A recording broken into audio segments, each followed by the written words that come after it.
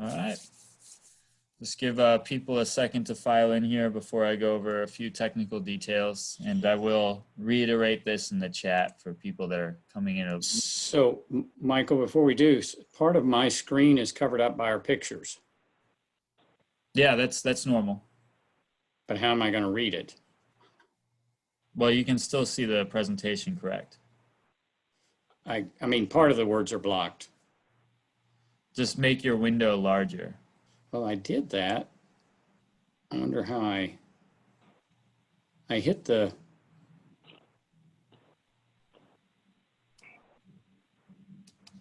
Well, anyways, while we're getting that sorted out, I just wanted to welcome everyone while we sort through a few technical issues. From your end, technically speaking, there's not much to worry about. Your microphones and your cameras are disabled by default, so you don't have to worry about interrupting anything.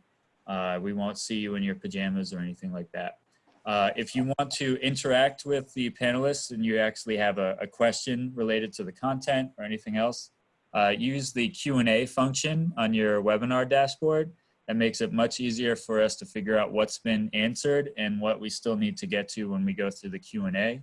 If you just want to have some kind of discussion, if you have a technical issue or comment, whatever, use the chat feature there.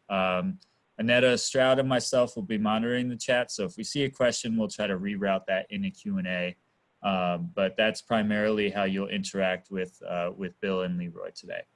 So without further ado, I want to hand it off to William Gill.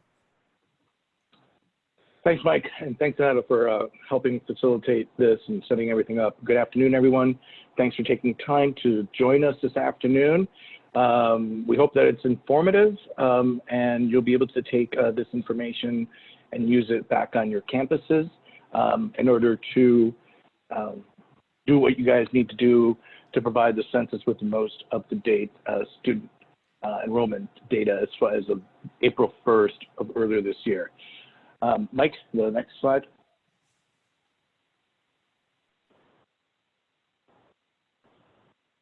A little bit of background. We've actually had two webinars in conjunction with the census. The last one being back in May 28th, where the census let institutions of higher education know that they would be reaching out to them and asking for their assistance in providing off-campus student housing. The general quarters, they feel good that they're going to get enough data, but they're very concerned at the low response rates that they have been receiving for off-campus student housing. And so they were going to start to do some outreach to the POC, point of contact on the student campuses, to help them with this data. FERPA generally allows the disclosure of name, address, and date of birth under directory information. That's the only information that an institution can share when it's requested about anybody's student. And this communication went to points of contact as well as presidents the week of June 15th, so a couple of weeks ago. Next.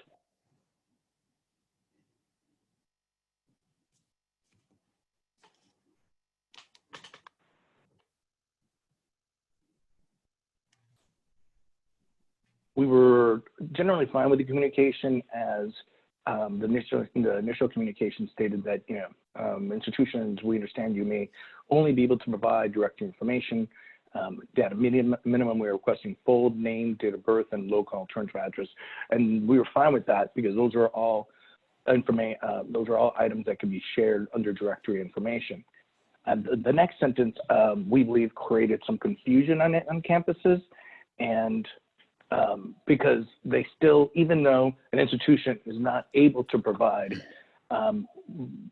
the information regarding the sex, Hispanic origin, or race of their students due to limitations to FERPA, the Census Department still included that, which we think probably created some confusion within the institutions.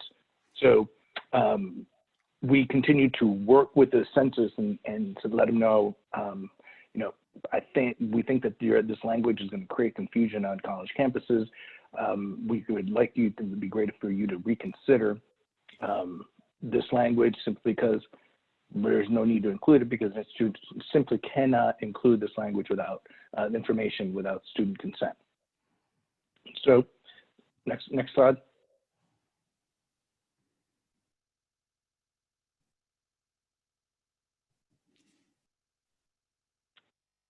We heard, so the communication to universities went out a couple weeks ago. Starting last week, there was a letter that was being circulated and folks were starting receiving phone calls. And this Monday, we received the updated communication with updated script that basically left the first part the same, and then they took out any reference to sex, ethnicity, or race. And so we are very happy with this change that the census has done, and we hope that this will minimize any confusion that an institution may have on what they should look to provide to the census, especially to meet the needs of off-campus housing, as well as ensure that no institution ends up being in violation of FERPA.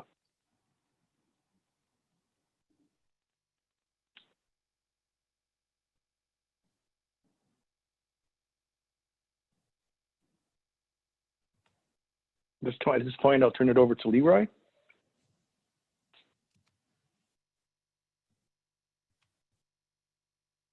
Okay, thanks, Bill. As Bill mentioned, what we're looking at here is directory information items, and the Department of Education has sent out communication on what's permitted to be provided to the census, just as it would to any other entity.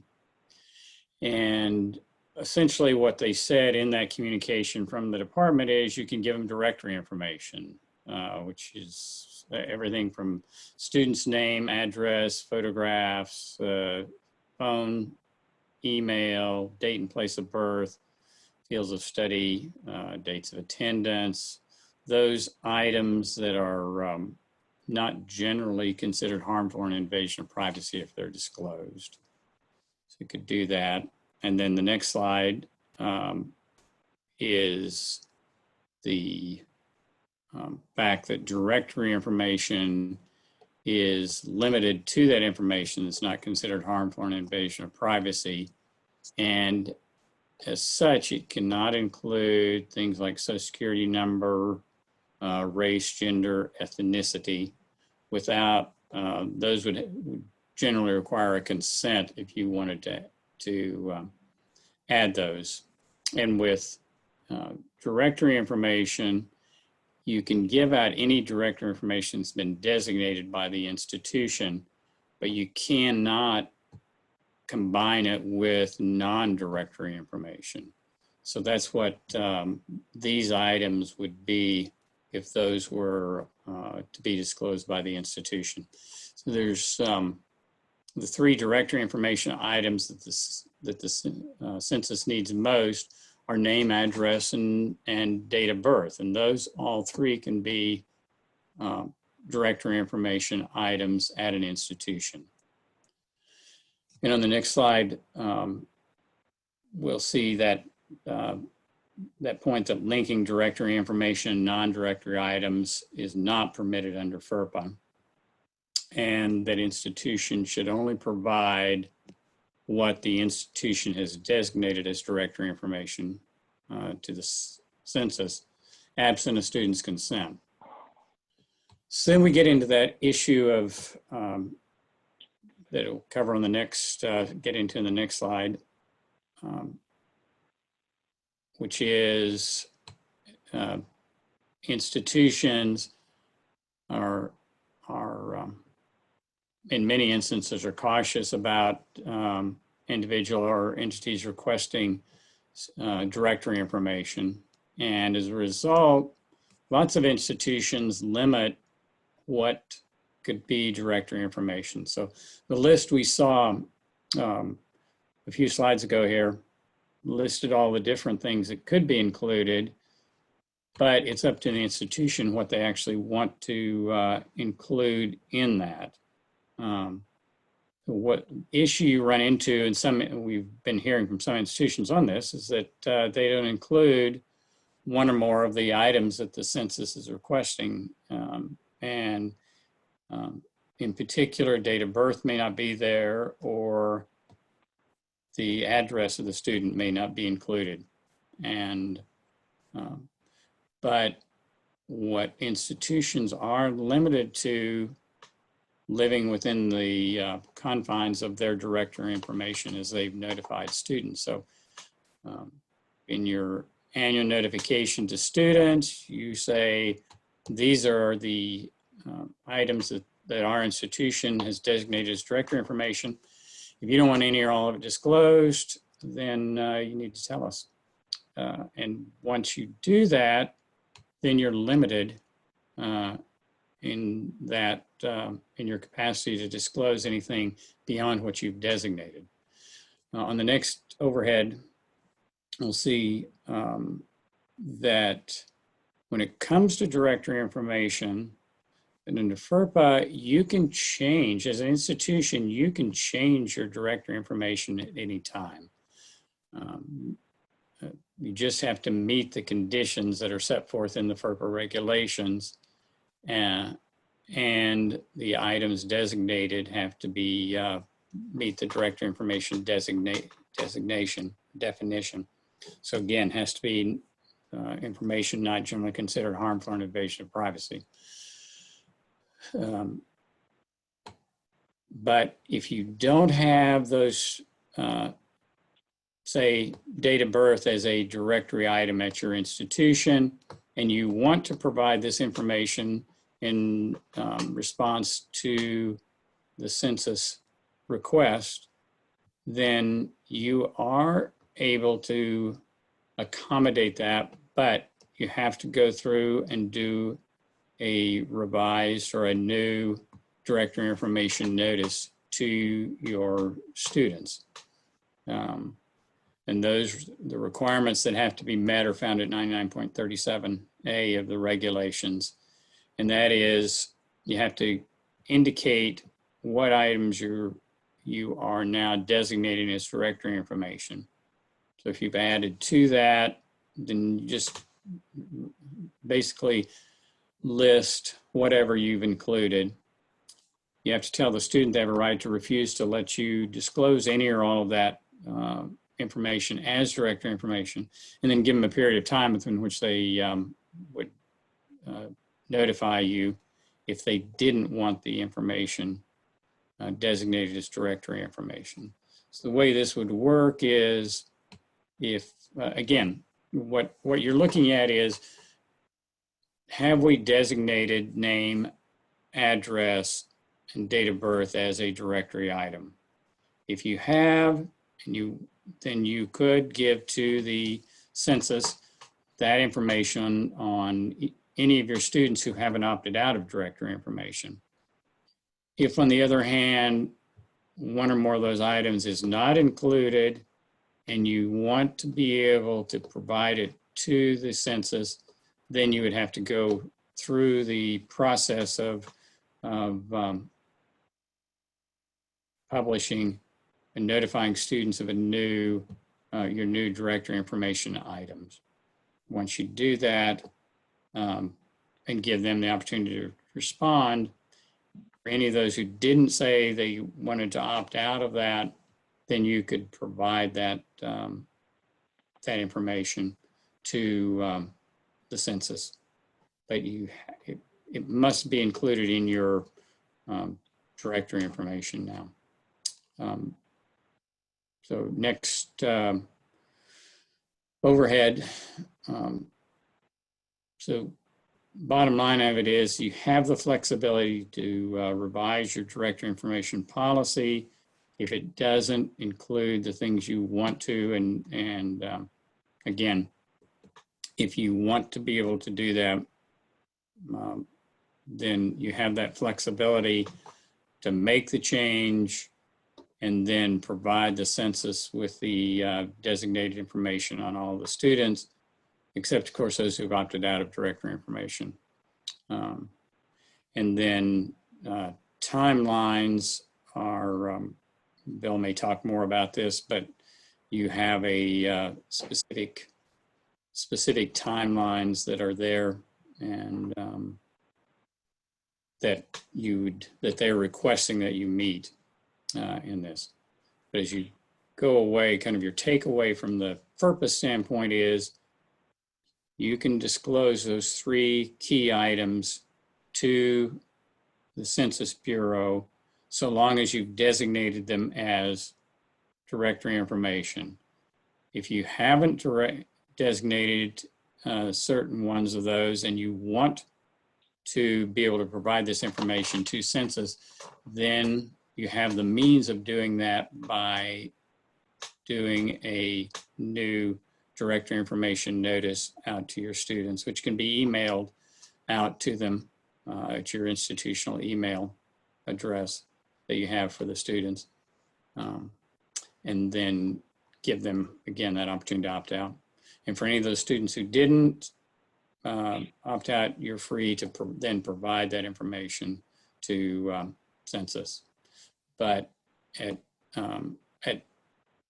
under no circumstances are the items of race, gender, ethnicity, are you able to have those as a directory information item? So I will turn it back over. I think next is for Bill, talking about legislation.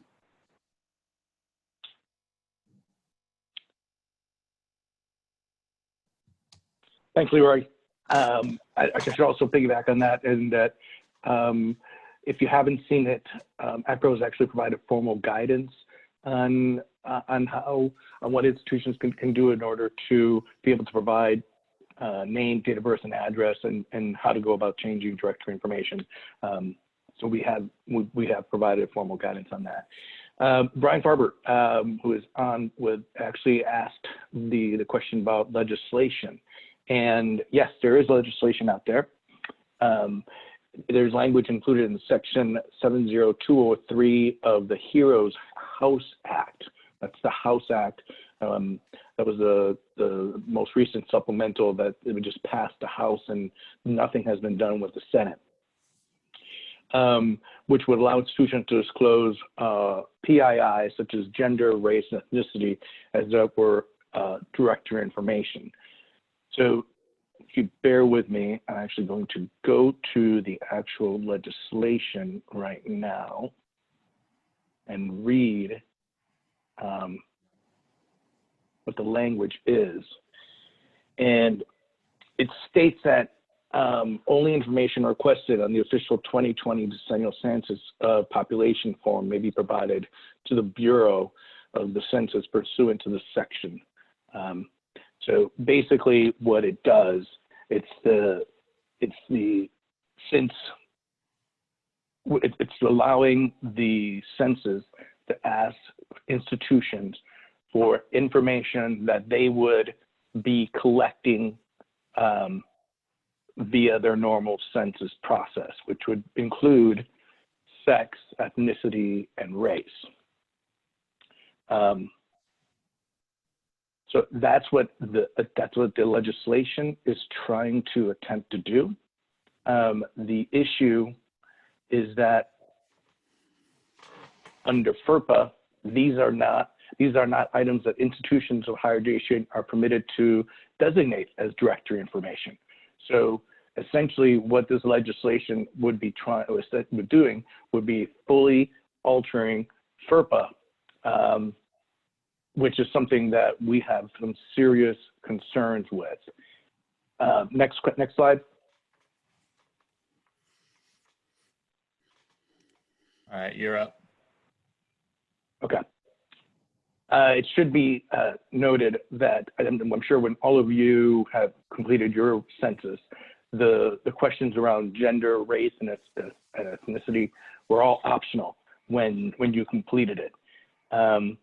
We're concerned that this legislation sets a dangerous precedent that seriously could create a slippery slope for federal agencies to request other PII information to be added as quote unquote directory information in any future legislative proposal. what we have suggested to the census, and it's part of the guidance that the Department of Education has given to institutions, is that institutions provide this information of ethnicity, race, and gender in the aggregate, which is something that they're allowed to do, and it's pretty openly, readily available. Next slide.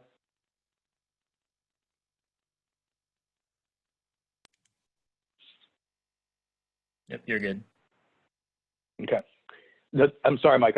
I'm lost out of Zoom, and I'm just doing it from the deck of my no, I get you. laptop. Yeah, it's pretty quick on my end. So when you say next slide, Yeah. you can go into it. Okay. So what we're really concerned about is, a perfect example is the status of immigration status of somebody. So let's say that this legislation amends FERPA for this one time. But again, knowing congressional history, once something is done, that sets a precedent. And while the legislation correctly states that an institution cannot include a student's immigration status as information to submit it to the census, what is to say that now that the precedent has been set, that in future data gathering, and it can be not just census, it could be for anything, that somebody could include immigration status as part of directory information, since you've already included here's precedent of gender, race, and ethnicity as directory information, or other PII data points that can be designated as directory information in future legislation that Congress may deem appropriate. I mean, it may seem difficult to consider, but remember, earlier in the year, there was a huge push to include immigration status as part of the census. So while it seems far-fetched, it may not be that far-fetched at all. And we're concerned about that. Next.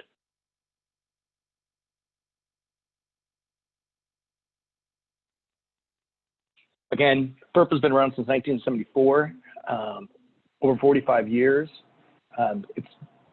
Everybody knows, so all the registrars and institutions know what can be shared and what can't be shared. And we're also concerned about the possible serious breaches of students' long-established privacy FERPA protections. We are actually urging lawmakers to make sure in whatever final version of supplemental comes out of the House and Senate, because there will be differences. The Senate version will not look anything at all like the House version, and that it may not include this language in any final version. I have had, to this end, I've had, well, Leroy and I have had conversations with the House leadership committee staff in the Ed and Labor, as well as the Oversight Committee, which is the committee that kind of helped draft this language and has oversight of the census. And I think that this is a perfect example of the road to hell is paved with good intentions. They want to help the census. They understand that there is a situation regarding information regarding off-campus student housing. The census said the committee asked, what kind of information would you like? And the census provided them, well, we would like to be able to ask any and all questions that we would normally ask on the census.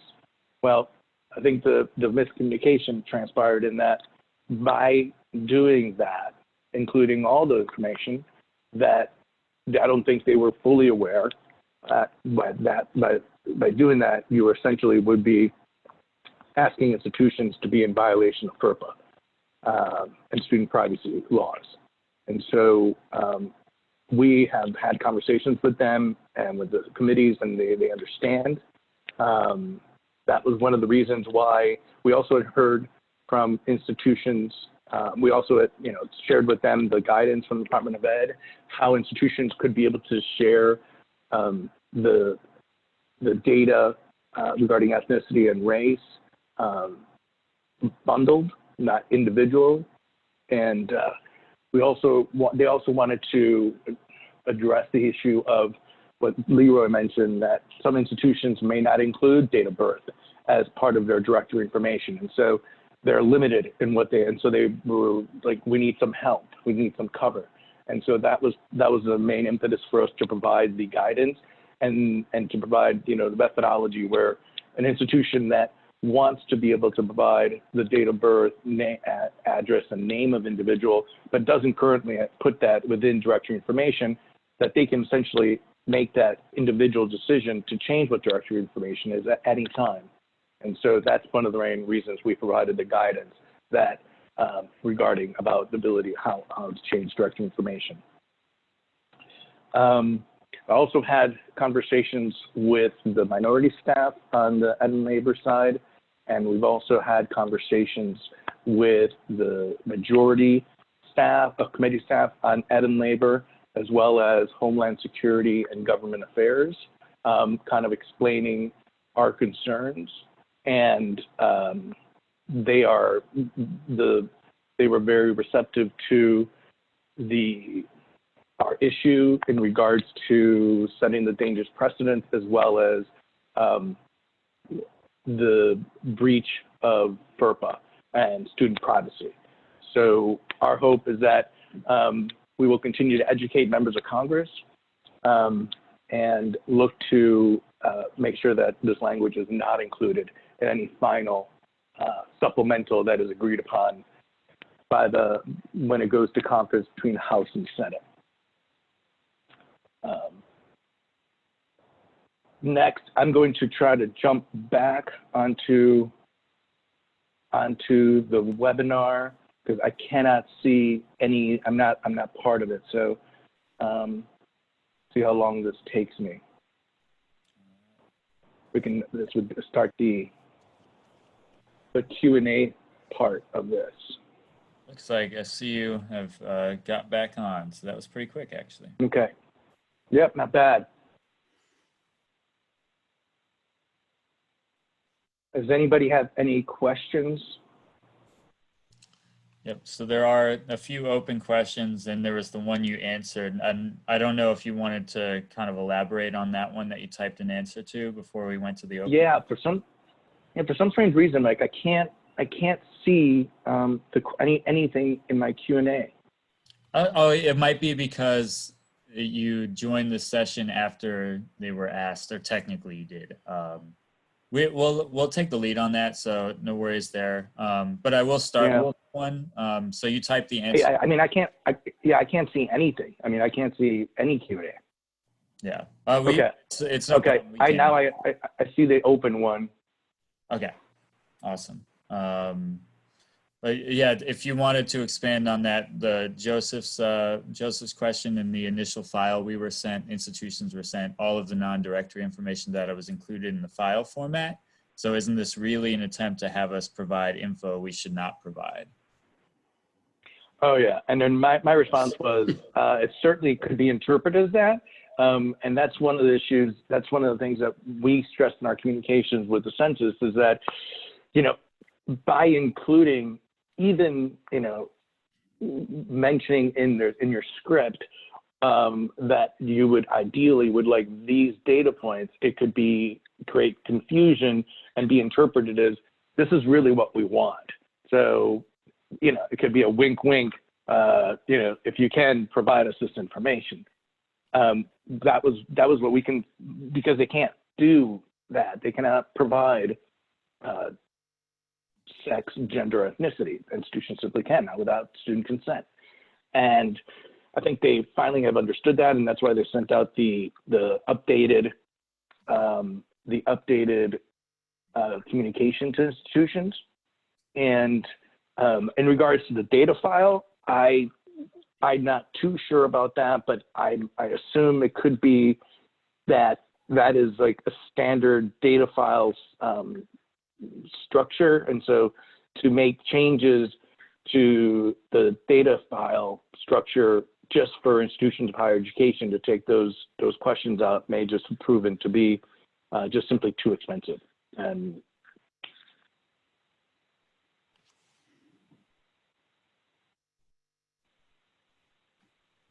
Great. And I don't, oh, it looks like you might have gotten kicked off again. Yeah, I got kicked out again. Yeah. So I'll just go with the most upvoted open question. Our off-campus addresses for students are all self-reported.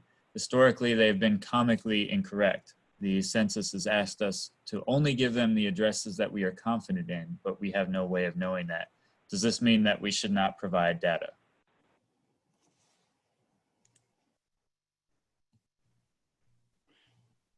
Yeah. Leroy? Yeah. No, it just means because any of this, providing any of the information to census it's something they're asking you to do. If you want to give them the ones you're confident in, or then you can do that. Or if you want to provide them all of them, say, hey, we're not particularly confident in these, you can do that as well. It's really up to the institution on that issue.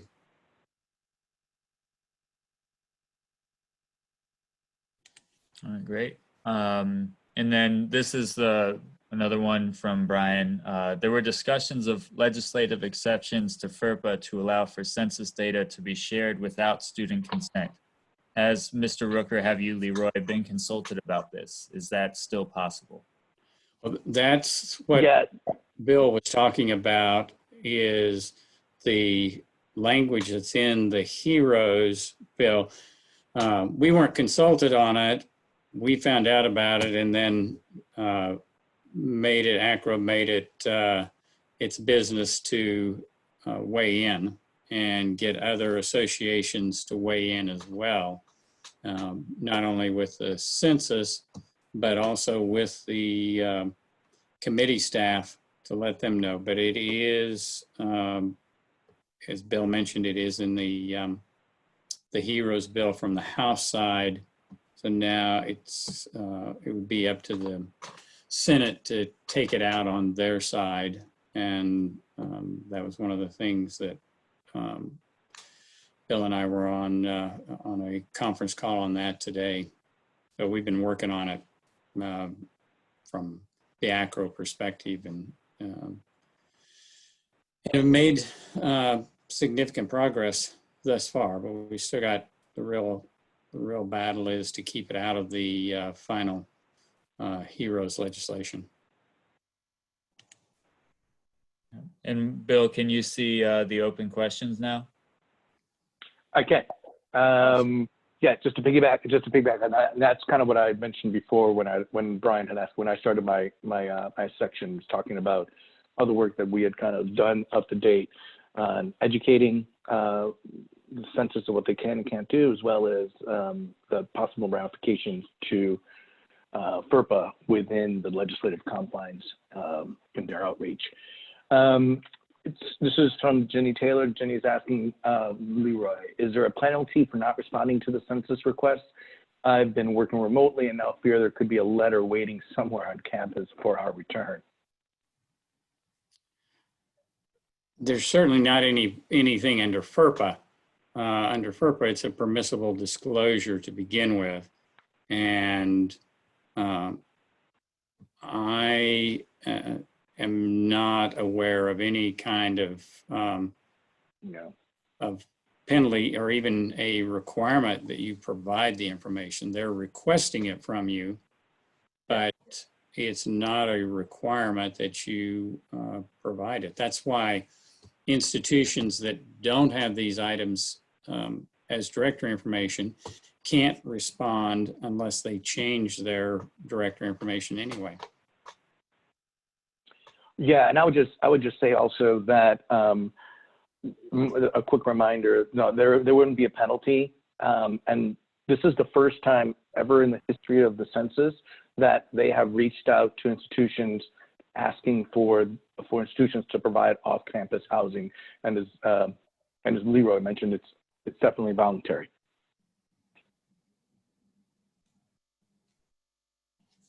The data should include students that were on campus prior to April 1st. That is correct. They're looking to essentially capture a snapshot of who was enrolled and where were they living on June 1st?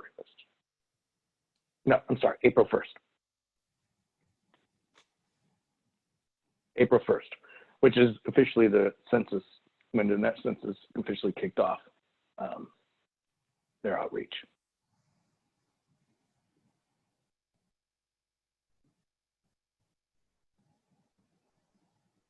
And Rhonda, I agree that the next pandemic should not occur during the census collection and a CIP change year. I agree. Yeah, that would make things a lot easier. Indeed.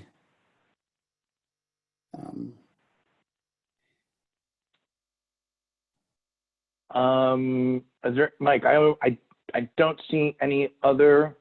There's one from Nikki. Nikki, yeah, it's a kind of long one.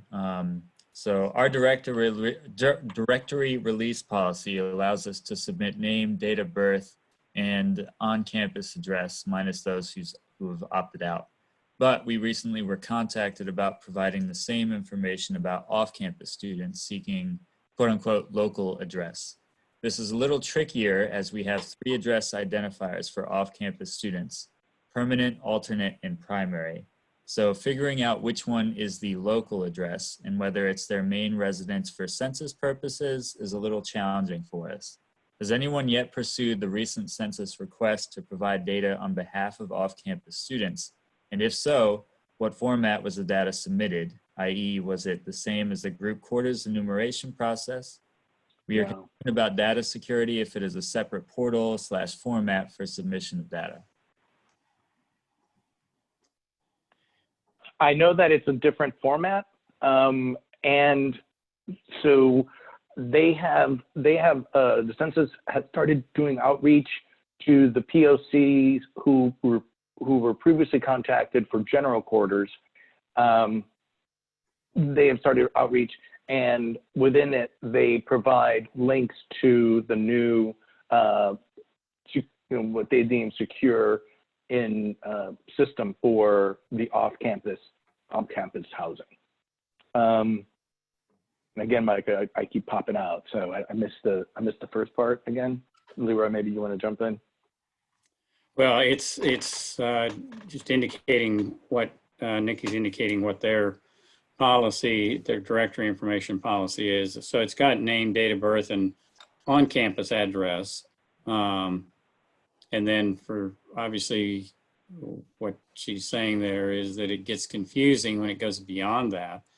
And I would simply say if it's not something that you're able to provide them, if you don't have it in that, in a format that lets you do that, again, it's one of those things where you're not, this isn't a requirement. This is a request for the information that you provide them what you can. And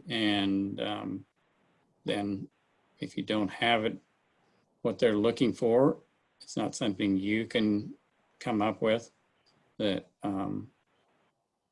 then you would simply not provide that information. Leroy, I would also say that if you're able to provide on-campus address, and maybe that's a question for Leroy, is there a differentiation between when you do directory information, and do you differentiate between on-campus address versus off-campus address? Because my question goes to right. In regards to being it goes to Yeah, if you have address, if it's specific to say directory information is on-campus address, that's all that you would be able to provide. If it says address, you have flexibility there to provide whatever addresses you might have. But I would say for Nikki, if it specifically says on-campus address, then that's what you could provide. Right, and if they wanted to provide off-campus, they would have to provide notification that they're going to change the definition of directory information that That would address is include. going to be on or off campus. Yeah. Or simply strike the on-campus language and just say address. Yeah. The other point that I want to kind of mention is the reason that they're asking for address, date of birth, and name is that so that they can ensure that these individuals are not being double counted. Because the census kind of can go onto a college campus, or they can gather from a college campus. We had X number of students. We had 10,000 students here on April 1. What they cannot figure out is what they're looking for, the help for, is to make sure they're not counted it in your college towns, and then counted by their parents and where they've been for the last 3.5 months. So they're trying to make sure that there's no double counting, and that's how they're able to dedupe those double counting numbers.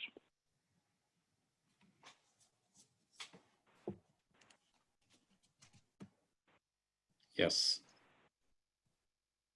Any other questions? No, that's no open questions at this time. I don't know if you want to give people a minute if they're kind of collecting their thoughts while you start to wrap up anyway.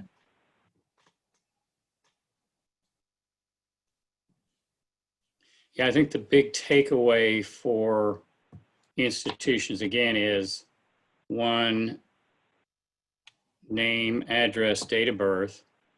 If those are directory information items, that one, you can only provide the census with those directory information items which you've designated. And so if name, address, and date of birth that they're requesting are directory items, you can provide it to them.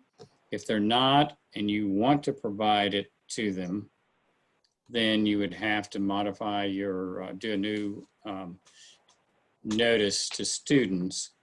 And FERPA doesn't say you can only do one notice a year. You can change at any time, but you have to go through the process at 99.37 to do that particular changing of your annual notice. Right, and Leroy, correct me, but they have to notify the student, they have to let them know what they're identifying as directory information. Thirdly, also, you have to be able to allow them to opt out of the directory Right. information, and also provide them a timeline from when they have to be opt out. Right. A specific, yeah. Yeah. We have some good discussion in the Q&A right now about, I suppose, the effectiveness of the census's methods and how well we can figure out they're actually doing. So if people want to take a look at those, that's fine, but no other active questions that I can see right now. Okay. Well, I want to thank everybody for Annetta, actually Mike and Annetta, and then everybody that was able to jump on to this coffee talk, and hopefully we found and it was helpful. Obviously, I want to thank Leroy for all his insights and guidance, and our contact information is there on the PowerPoint, and I think it'll be available in a couple hours on our webpage as well. So on my behalf, I just want to say thank you, and feel free to reach out to me if you have any questions. And I might also mention there's a Ask the FERPA Professor column in the June 2nd AACRAO Connect that talks about a question that got raised and the response there. That kind of goes through what we've talked about here as well. So if you want a quick reference on it, you can get it there, the June 2nd AACRAO Connect. And I'm just trying to find that link so I can put it in there for everybody.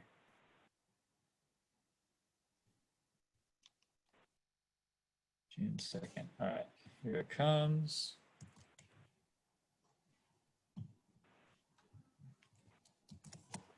All right, so then that'll be available in the recording as the link as well. All right, so that's it. All right. Thanks, everyone. Have a great day. Thanks, everyone.